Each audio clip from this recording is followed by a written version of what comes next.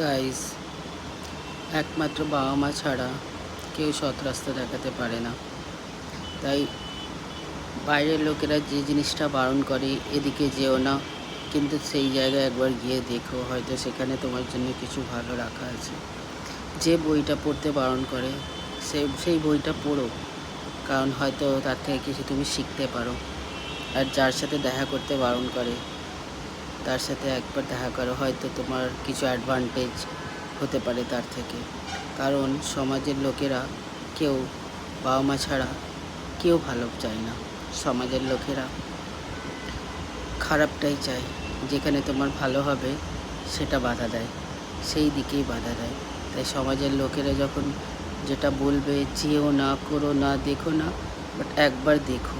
কারণ বাবা মা ছাড়া কেউ সৎ রাস্তা দেখাতে পারে না, আর ভালোবাসতে পারে না। একমাত্র বাবা মার এক্সপিরিয়েন্স অনুযায়ী নিজের বাচ্চাদেরকে বলে এটা করো না, ওটা করো না। বাট বাবা মা যেটা বলে শোনো, বাট অন্য সমাজের লোকেরা যেটাতে বারণ করবে, এটা করবি না রে, তোর ক্ষতি হবে, হয়তো তাতেই তোমার সফলতা রাখা আছে।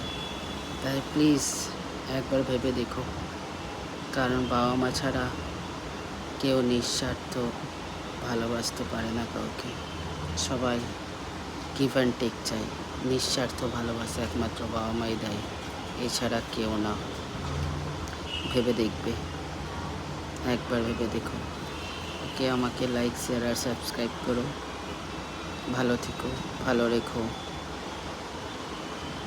ওকে, বাই। বাবা মাই একমাত্র নিঃস্বার্থ ভালোবাসে। ওকে, আল্লাহ হাফিজ।